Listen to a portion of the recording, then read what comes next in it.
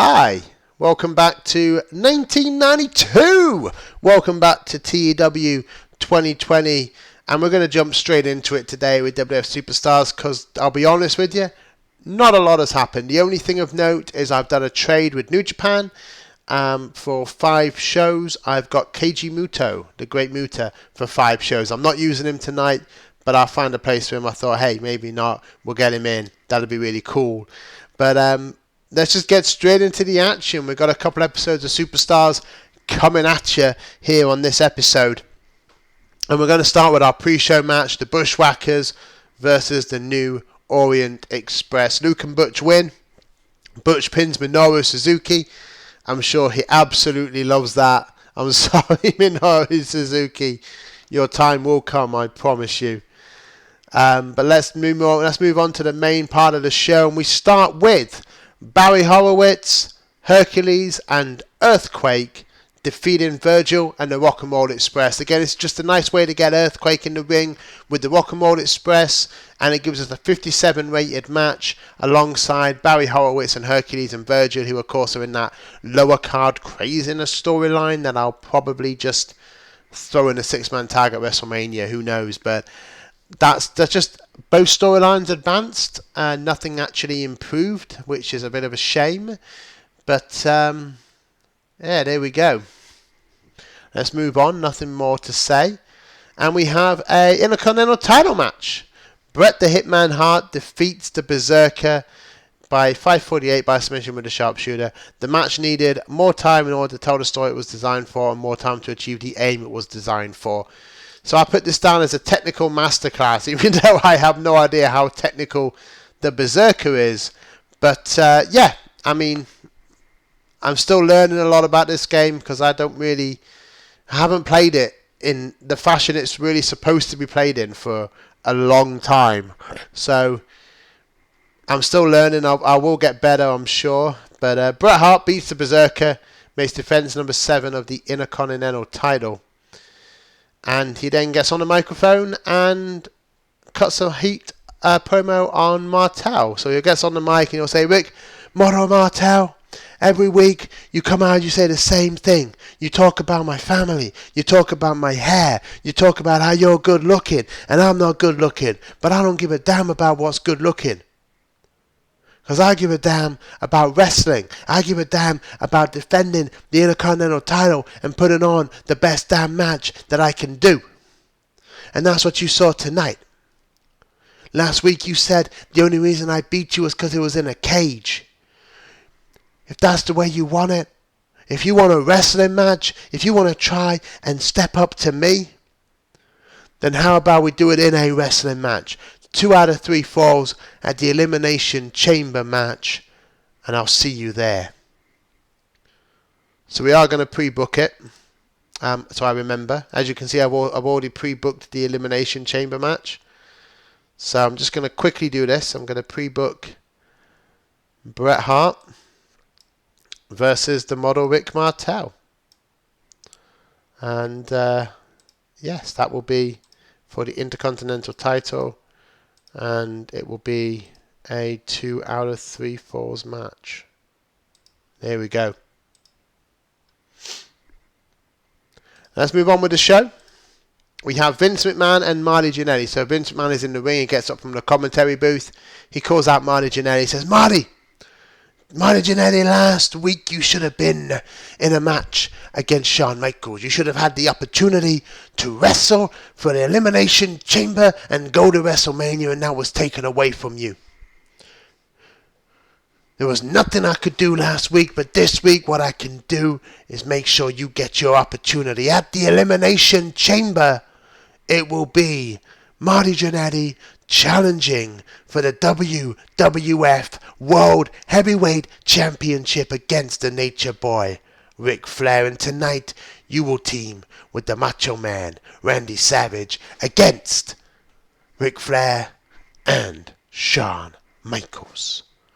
And Marty Jannetty, big old smile on his face, Marty Jannetty, because of course Marty Jannetty's been told he's got a title match Fantastic. Marty Jacobs on the microphone says, Vince McMahon, I knew you were going to come around. I knew you were going to say what you needed to say, because you know, everybody here knows what they want to see. They want to see Marty Jannetty. They want to see the true rock and roller doing anything that he does best, jumping off the ropes, doing the flips, everything he does, rock and rolling, strolling. That's what Marty Jannetty does. We're going to party like it's 1992. We're going to party when I'm going to get that title on my line. I'm going to get it around my waist. Ric Flair, you're going to find out. It's going to be a good time. Oh, yeah, here we go. And he just runs off. And Vince McMahon looks there a bit bewildered. What did I just see? But here, Marty Jannetty worked the crowd well, using the freedom to improvise to his advantage. Thank God he's better at improvisation than me, huh? Let's move on. Yokozuna defeats Stevie Ray with a bonsai drop. I borrowed Stevie Ray from Developmental for this night, and Yokozuna just demolishes him. Just carrying on, really. I've not got much for Yokozuna right now, but I want to keep him in the people's eye, and he just demolishes people, doesn't he? So we then get an interview with Sean Mooney, Shane Douglas, and Sid Justice. So Shane is on the mail list at Sean Mooney. He says, Sean, shut up before you say a damn word, and stand there and listen to what I've got to say. Bob Backlund, you think because you got a lucky victory at the Royal Rumble that this is over. This isn't over until I say it's over. Next week, you're going to take on Sid Justice here on Superstars, and you're going to find out exactly why we are the future and why you're nothing but the past. So just looks behind, he just grins into the camera, he just Bob Backlund, your time is up. Away they go. So I'm going to do a pre-booking for the next show. It's going to be Bob Backlund versus Sid Justice. And it is Keiji Muto, so I do have him. But yeah, we'll book that match for next week, and because I didn't do it, I want to remember I'm going to pre-book for the Elimination Chamber, Ric Flair versus Marty Jannetty for the WWF Heavyweight Championship. There we go. So let's move on with the show. We have a music video again to promote Eddie Guerrero, so you gotta do or something like that. And Eddie sits, got Eddie Guerrero smiling, winking into the camera, and he says to his dad, "Did you know that Eddie Guerrero once lied to the president, and the president shook his hand for it? Did you know that Eddie Guerrero once stole from himself to give himself a challenge?" And then it ends with, "Did you know Eddie Guerrero is the greatest professional wrestler of his generation?" Moving on, we have the Beverly Brothers defeating the Legion of Doom. When the $1 Million Man and IRS intervene and beat the hell out of the Legion of Doom or whatever, they interfere on behalf of the Beverly Brothers, who Beverly Brothers obviously get the win. Unfortunately, our tag team title storyline has lost heat. That sucks. What you gonna do? But afterwards, the Beverly Brothers are beating up Legion of Doom after Legion of Doom give an interview, and the New Foundation come out and clean house, making the save. I didn't really want it to be an interview, so I'm not going to do it. We did a Legion of Doom interview last week. But, yeah, not much else to say there. It doesn't really say anything about... Oh, yeah, the storyline advanced but lost heat. I'm not doing very well. I really want to do well, but we'll see how it goes. We then get the Bulldog with a backstage promo, because I love doing Bulldog promos. And he just sort of says, you know, we've got a match coming up with some of the greatest wrestlers here in the WWF. They're going to be on the show next. And, you know, I think it's about time that I take a look. I'm going to find out what's going on. And I want to make sure I'm ready, because I might have to step in the ring again. Just like I did with the Mountie. Just like I did at the Royal Rumble. It's time. The Bulldog's hungry. He's going to take a bite. And he's going to be ready. So off he goes to watch the next match which is the Big Boss Man and Jushin Thunder Liger versus the Mountie and the Repo Man. So Bulldog, just imagine he's there with his dog. Remember back in 92, he had a little bulldog with him all the time. Matilda, I think her name was. And he's watching. And we had the Big Boss Man and Jushin Liger defeating the Mountie and the Repo Man. Apparently the Big Boss Man and Jushin Liger showed excellent chemistry teaming together. So I might have to keep that in mind. But Big Boss Man and Jushin Liger won. Jushin Liger defeats the Mountie with a Liger Bomb. 63 rated match. That's not too bad. I put it down as storytelling. And so it looks like he did alright. So I'm happy with that. And our mid-card storyline gained some heat. So you can't really complain, can you? We then get a promo with Shawn Michaels and Ric Flair backstage. And Shawn Michaels looks and says, "Hey, Marty Jannetty, look at you. You get your opportunity. You get a chance to bathe in the sunshine and go up against the Nature Boy. You get a chance. He gets a chance, Nate. He gets a chance to fight you for the WWF title. But you know what? Do you really think that you're going to walk out with that belt? I don't think so. You're not even going to make it to the Elimination Chamber after I'm done with you tonight, Marty Jannetty." And H-Boy gets on the ropes, gets on the ring, gets on the microphone, and says, Shawn goes, "Woo, Shawn, Shawnee boy, you know what they say, to be the man, woo, you gotta beat the man, and right now, I am the man. And I know, Shawn, that you're gonna be in the Elimination Chamber match too, and I know, Macho Man, woo, Randy Savage, you're gonna be in that match too. I don't care who it is. Tonight, Shawn, we partners, but tonight, if you get to Elimination Chamber, you get WrestleMania, we're going to be opponents, we're going to tear the house down. It don't matter who it is. The Nature Boy will still be the real world's heavyweight champion when all is said and done. I'm going to strut down to that ring tonight, I'm going to show everybody what to do, because I am the jet flying, limousine riding, woo, son of a gun. I'll see you in the ring." So off we go. We then get an angle with Sean Mooney and the Macho Man, Randy Savage. And Sean's on the message, "Macho, thank you for letting me talk first of all. But Macho, you have some time.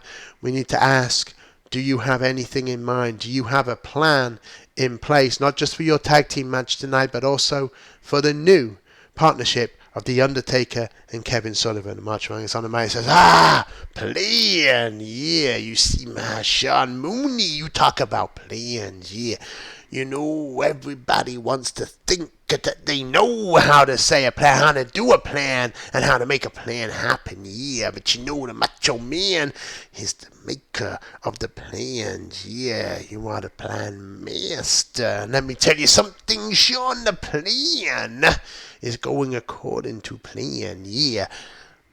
Undertaker, Kevin Sullivan, you think that you have what it takes, you think you are the taskmasters, but I am the plan master, yeah, and I'm going to make sure that I'm walking out of Elimination Chamber taking care of the Undertaker problem and ready for WrestleMania, and that's the plan right there, Sean Mooney, yeah, Shawn Michaels, Ric Flair. Tonight you will find out why the Macho Man is not only the plan master, but the cream of the crop. Yeah, dig it. God, I love doing Macho Man. It's so much fun. Yeah, it's just a nice little promo. And then we have Paul Roma versus Brian Knobbs, which is the Hogan Flair storyline. It's lost heat. Yeah, of course it does, but I wanted to give Paul Roma a victory because he's been beaten down by Hogan a little bit recently. So he uses some underhanded tactics. He defeats Brian Knobbs, and there we go. We then get Hulk Hogan, Tatanka, and Haku. This is because I have nothing else for Hogan to do tonight, and I thought we will use him to increase the heat on the mid-card Proving Ground storyline. It's a bit of a sneaky way of doing it, but it works. One note on here, of course, Hogan wins. Of course he does. He's going to beat Tatanka and Haku. And during the match, we have the Reaper Man run in and attack Tatanka. he's going to steal Tatanka's headdress. So back in the day, Tatanka was a Native American. He had a headdress he would wear to the ring, and Repo Man has repossessed the headdress. And Repo Man's like, look at what I've got. Oh, yes. And off he goes, running away with it. And of course, Hogan would then pin Haku because Tatanka runs away and chases after Repo Man. So there we go. And we then have Hogan gets on the microphone after the match and, you know something, dude? Nature Boy Ric Flair, you talk about tonight and you talk about WrestleMania, but you don't talk about me. You don't talk about Hulk Hogan, dude. And you need to keep one eye open, brother, because Hulk Hogan is ready. I'm ready, brother. I'm ready to take out anybody in front of me. Because I got the largest arms in the world, brother. I have the largest arms. I got the big biceps, the big pythons. 5 other men in the Elimination Chamber ain't gonna do anything against Hulkamania. And then at WrestleMania, Ric Flair, what you gonna do when Hulk Hogan comes for you? We then have an Undertaker Felino match, 48. Undertaker pins Felino with a chokeslam. He's not going to be here much longer. I don't know how many more matches he's got before his time with us is up. But Undertaker beats Felino, and again he's dominant. He beats him, and there we go. And we have our main event of the evening, an 80-rated match. Yes! And the Macho Man and Marty Jannetty defeat Ric Flair and Shawn Michaels. Macho Man pins Shawn Michaels with a flying elbow drop, protects Ric Flair, of course. But it gives Macho and Jannetty a moment heading into the Elimination Chamber pay-per-view, and we will keep that ball rolling. We've got a couple more weeks until we get there.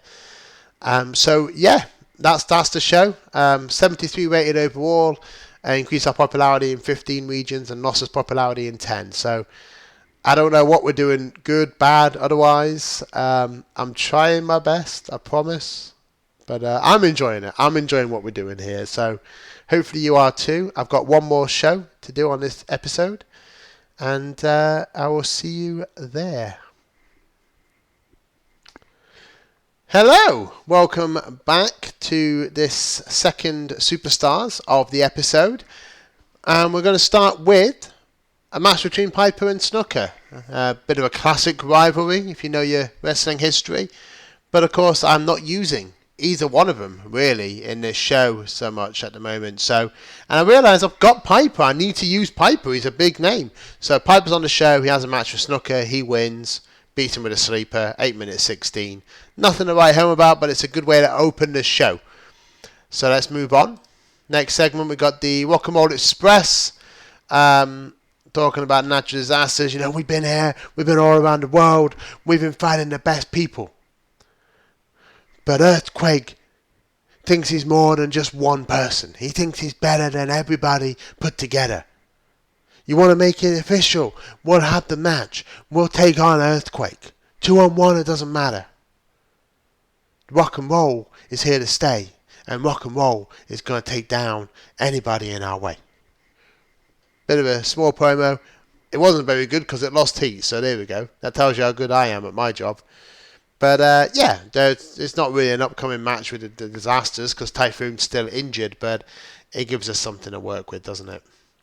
We then have a warm-up match from Marty Jannetty. Marty Jannetty and Bret Hart, non-title match, but they draw, involving a double disqualification because Martel attacks Bret and Shawn attacks Jannetty. It's screwed 2 of our storylines, man. I'm absolutely getting this wrong. And that's horrendous. I'm gutted. I'm going to try and do what I can to make that better in the future. But yeah, it's not looking good, is it? Both storylines lost heat and it was a 50 rated match. The match needed more time. Again, I did technical masterclass, but I gave him 13 minutes and 5. I think I need to give him more time. Again, I'm not very good, am I? I will improve. I promise. I'm going to work on this. We then have Rick Martel hyping his match with Bret Hart. He says, you know, you want to try and make it so that You have the high ground, Mr. Hart. You want to try and look like you are the bigger man, but it doesn't matter. Because I will defeat you 2 out of 3 falls. It doesn't matter. It won't be a third fall. I will be away with the Intercontinental Championship in time to be in Lisbon for coffee and peanuts. And there you go. Mick Martel, I've enjoyed doing promos for him. But yeah, that will be the end of that feud really between those two coming up at the Elimination Chamber. We then get a 4-way tag match. Hercules and Skinner defeating the Bushwhackers, the New Orient Express, and the team of Slaughter and Duggan. Team America, I suppose.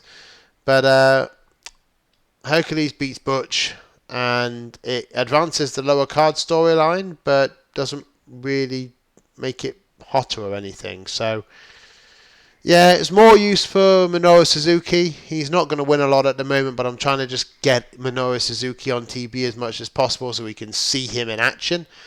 But yeah, not much more to write home about there. We then get Money Incorporated on the microphone, and me and that man goes, I hear that there are some legends in the audience tonight, some classic veteran performers. He points out Ivan Putski and Mando Guerrero, and he offers them $100 each to come in and have a match, which they do. It probably won't take 100. They probably will, ramp it up to 1,000 each or something like that, and they'll have a match. But Putski and Guerrero will lose quite quickly, 8 minutes 28, and second defense of the tag team titles for Money Incorporated. As you can tell with here, they're beating some local teenagers. Now they're beating some legends.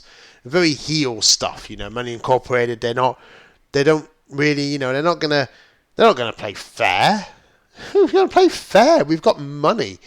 So at the end of the match, they're beating them down. They're beating up Putski and Guerrero, and Legion of Doom will come out and do what they can to save them and beat up Money Incorporated, and they'll raise the hands of Putski and Guerrero, who will then go backstage to get their backs iced or something like that. We then have the match from before, Sid Justice and Bob Backlund. Sid Justice wins via powerbomb after Shane Douglas interferes. So Bob Backlund's very much 2-on-1 here. He's not got anyone in his corner. He's struggling, but we're going to utilise Bob Backlund a little bit more. So Sid Justice with the win. We then have the New Foundation versus the Beverly Brothers. Owen beats Blake, and yeah, there we go. These are the two teams that actually are feuding with each other right now, and I tend to shy away from putting them in matches against one another because I always feel like it happens in real life. You get a bit oversaturated, but you can also just do a match between them. So I've done that here. The New Foundation get the win, and yeah, the storyline advances but doesn't get any hotter. I'm doing my best, I promise. The announcers put over the fact we'll be seeing Undertaker and Terry Funk. That's tonight's main event in terms of in-ring action at the very least. Mr. Fuji then comes down and says, yes, my Yokozuna. Yes, my Yokozuna defeat everybody who is in front of him. My Yokozuna will beat anybody who can dare come into the ring and try to defeat the big Yokozuna. Ha ha ha ha. As Mr. Fuji does, and yeah, Yokozuna beats Crush. Crush was slowed by injury somewhat. He's bruised his pectoral muscle, bless him. But Yokozuna beats Crush. It's a 43 rated match, and apparently they've got great chemistry. So there we go. That's pretty cool. So I might make Yokozuna and Crush be a feud for a little while. I don't know. We then move on to Tatanka, talking about Repo Man. It's like, Repo Man, you don't know what you did. Last week, you took away what is the sacred rights of the Lumpy tribe. You took away what should be sacred and only held by members of my tribe. And if you do not bring that back, I will take it back. Yay!